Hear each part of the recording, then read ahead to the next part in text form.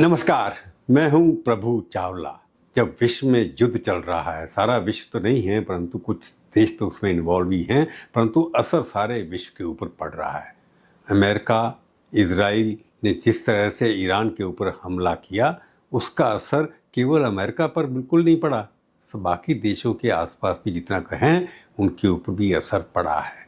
हर व्यक्ति के ज़बान पर एक ही बात है कि युद्ध कब खत्म होगा, इसका नुकसान क्या हो रहा है, किसको फायदा हो रहा है और किसको नुकसान हो रहा है। इंग्लिश में कहते हैं who are the winners of this war and who are the losers of this war.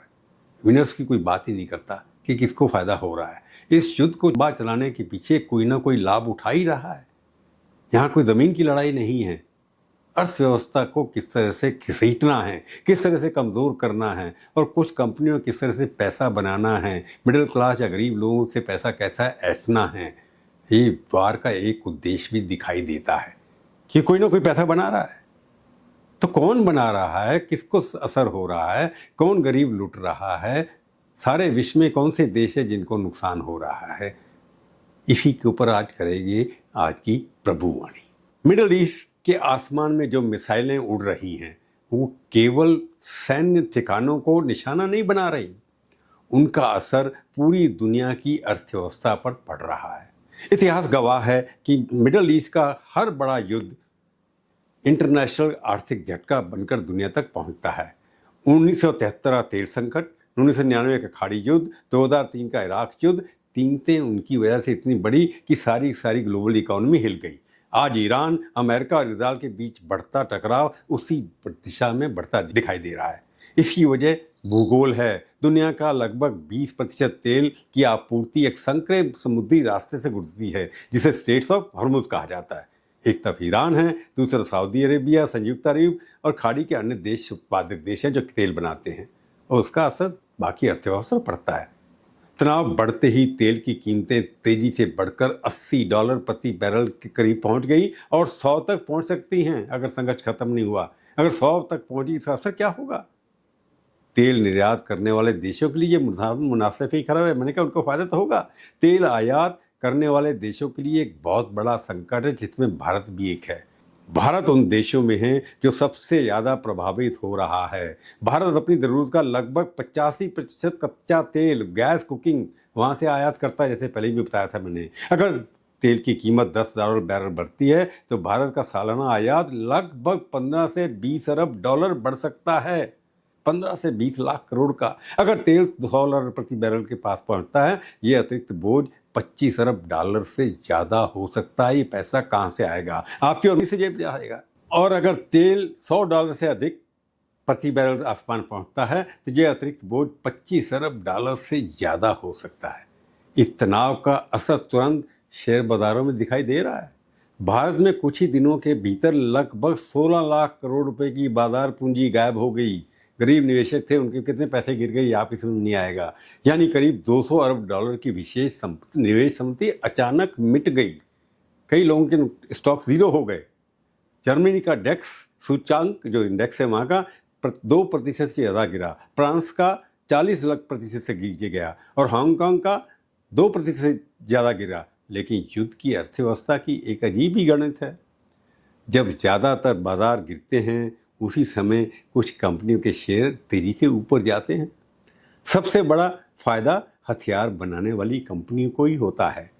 वो हथियार बना करके बेचती हैं और कुछ लोगों का कहना है कि वही ये सारे के सारे वॉर भी कराती हैं। एक जगह बंद कराती हैं, दूसरी तरफ शुरू कराती हैं। जैसे लॉकहीड मार्टिन जो F-35 लड़ाकू विमान और कई मिसाइल प्रणालियाँ बनाती है, उसका शेयर पिछले एक साल में लगभग $470 से बढ़कर करीब $650 तक पहुंच गया। यानी कि 50% से ज़्यादा उनकी वैल्यूएशन बढ़ गई। इस दौरान कंपनी की बाजार पूंजी में लगभग $40 अरब की बढ़ोतरी हुई। $40 अरब उनके जो मालिक हैं अमीर हो गए। रेथियन टेक्नोलॉजी यानी कि RTX जो पेट्रियट मिसाइल बनाती है, उसके शेयर युद्ध तनाव के बाद लगभग 5% बढ़े। ये मिसाइलें छोड़ी जा रही है, ईरान एक के बाद एक छोड़े जा रहा है, अमेरिका छोड़ता जा रहा है, इजराइल छोड़ता जा रहा है, वहीं से आती है। लगभग 135 अरब डॉलर की बाजार वाली पूंजी इस कंपनी के लिए ये करीब 6 से 7 अरब डॉलर की बढ़ोतरी है। इतने अमीर हो गए। नॉर्थरोप गुमन के शेयर भी लगभग 5% बढ़े, जिसके उसकी बाजार पूंजी में करीब 4 अरब डॉलर जुड़ गए, अमीर हो गए। ब्रिटेन की एईआई सिस्टम के शेयर 6 से 8% बढ़े और उनकी बाजार पूंजी में लगभग 4 अरब डॉलर का इजाफा हुआ। तो ये विश्व की 10 कंपनियों ने कम से कम दुगना फायदा उठाया। केवल 4 बड़ी कंपनी बाजार पूंजी में 50 से 60 अरब डॉलर का इजाफा हो गया, जो इंडिया की 1/4 के जीडीपी के बराबर है। इससे तेल कंपनियों को भी फायदा ही। एक्सन मोबिल, शेवरॉन जैसी कंपनी की तेल की बढ़ती कीमत से बड़ी कमाई हुई है। दुनिया के सबसे बड़ी तेल कंपनी सऊदी अरामको, जिसकी बाजार पूंजी मार्केट कैपिटलाइजेशन लगभग 2 ट्रिलियन डॉलर है, भारत से आधी जो हमारी जीडीपी है उसके अरबों डॉलर का अधिक राशि हुआ। यानी कि हमारी 4 ट्रिलियन है, उनकी एक की इनकम ही 4 से 2 ट्रिलियन है। जो हमारी रासायनिक और जो खाद वाली कंपनियां, वो तो बहुत ही लाभ में हैं। सीएफ इंडस्ट्री के शेयर लगभग 36% बढ़े, मोज़ैक के लगभग 14% और डाउ के शेयर 20% बढ़ गए। सारी फर्टिलाइजर कंपनी बाहर लूटे जा रही हैं। लेकिन दूसरा नुकसान भी उतना बड़ा लोगों को हो रहा है। सबसे पहले हमारे विमान एयर सेवा है वो प्रभावित होती है। जेट ईंधन की कीमत बढ़ गई है, लगभग 30 से 40% बढ़ गई है। उससे टिकटें बढ़ा दी लोगों ने, एयर इंडिया की टिकटें बढ़ गई, लोकल ट्रैवल बढ़ गया। तेल महंगा होते ही एयरलाइन का नुकसान लगभग खत्म हो जाता है। इसके अलावा युद्ध क्षेत्र के बचने के लिए विमानों का रास्ता लंबा लेना पड़ता है, जिससे खर्चे बढ़ जाते हैं। अमेरिका कनाडा के लिए रोज़ 50,000 से 30,000 से 50 टिकट बढ़ा दी। और जो हमारा टूरिज़्म है वो तो बहुत ही प्रभावित होता है और उससे लोगों की यात्राएं टाल दी जाती हैं, होटल इंडस्ट्री को भी नुकसान होता है। लेकिन सबसे बड़ा असर लोगों की ज़िंदगी पर होता है। तेल महंगा होने से रसोई गैस महंगी हो जाती है, परिवहन महंगा हो जाता है, जो हो गया है, और खाद्य कीमतें बढ़ जाती हैं। भारत में लगभग 10% बढ़ चुकी हैं और हम तो ज़्यादा इंपोर्ट करते हैं। लाइनें लग रही हैं, 5,000 में सिलेंडर बिकला ब्लैक हो रही है। इस तरह का युद्ध असर सीधे आम परिवारों की रसोई तक पहुंच ही गया है। दुनिया की अर्थशास्त्री से वॉर प्रीमियम कहते हैं, वार से पैसा बनाना, यानी कि युद्ध के कारण अपना इतना पैसा बनाना और लोगों को पे डाल देना, और टैक्स लगाकर सरकार इसको खर्चा चलाती है। ये संघर्ष अगर फैलता है तो हॉर्मुज़ की स्टेट है, जो स्टेट ऑफ हॉर्मुज़ है, उससे 20% तो आता है। कितना महंगा हो जाएगा, ये सोचने वाली बात है। छोटी सी संकरी सी 33 किलोमीटर जो नहर है वो देश विश्व के लिए घातक बनी हुई है।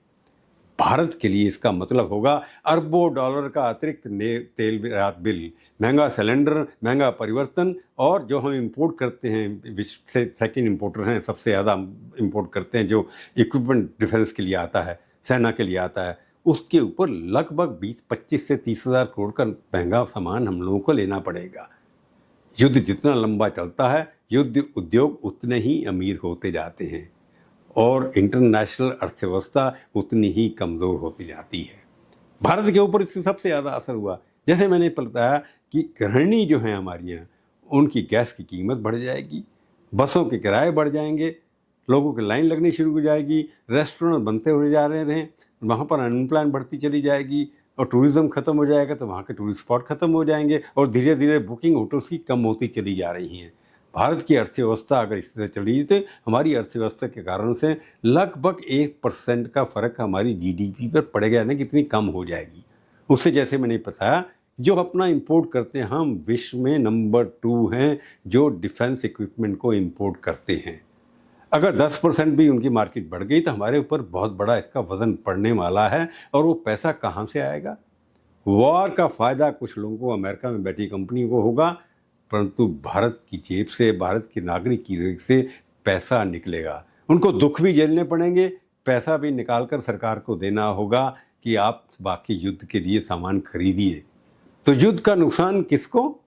भारत जैसे कंट्री को, या जापान है वो अमीर हैं, उनको भी तेल वहीं से मंगाना पड़ता है, साउथ कोरिया है उनको नुकसान भी हो सकता है, परंतु अमेरिका की कंपनियों को कोई नुकसान नहीं है, क्योंकि तेल भी उनके पास है, सारे के सारे डिफेंस जहाज बनाने वाली कंपनियां भी वहीं पर हैं, टेक्नोलॉजी उनके पास है, तो अमेरिका के अपने हित में है कि ये वॉर चलता रहे। और ईरान को तो फ़र्क पड़ता नहीं कि उनको मुफ्त में माल रशिया से मिल रहा है, चाइना में मिल रहा है, और वहाँ पर किसी डेमोक्रेसी नाम की चीज़ नहीं है। तो अल्टीमेटली वार का फ़ायदा जो है वार कंपनियां हैं जो शुरू करती रहती हैं, वो केवल अमेरिका में भी हैं, जर्मनी में भी हैं, वही सबसे ज़्यादा माल बेचती हैं सारे वर्ल्ड के अंदर। तो जो अगर वार चला दोस्तों, इसका नुकसान भारत की जनता के ऊपर सबसे ज़्यादा होगा। तो भारत को लीड लेनी होगी कि किसको कब बंद करना है। हालांकि ईरान ने कहा कि हम हॉर्मुज़ जो स्ट्रेट है उसका रास्ता बंद रखेंगे, खोलेंगे नहीं। अगर नहीं खोलेंगे तो आप समझ सकते हैं कि भारत और ऑल्टरनेटिव तरह आ रहा है, क्या कर रहा है। हमारे पास रिफाइनरीज हैं, हमारे सब कुछ है, परंतु अभी तक हम सेल्फ सफिशिएंट नहीं हुए। भारत को आगे चल कर के एनर्जी के अंदर सेल्फ सफिशिएंट होना पड़ेगा और ऑल्टरनेटिव रास्ते निकालने पड़ेंगे, नहीं तो भविष्य बड़ा खतरनाक है। आज की प्रभुवाणी में केवल इतना ही। फिर मिलेंगे, किसी और विषय पर बात करेंगे। धन्यवाद। जाने से पहले फिर कहता हूँ कि आप मेरे वीडियो को देखिए, शेयर करिए, लाइक करिए और उसके बाद टिप्पणियाँ लिखिए, अच्छी बुरी खट्टी मीठी। मैं पढ़ने की कोशिश करूँगा, बुरा नहीं मानूंगा। नमस्कार, जय हिंद।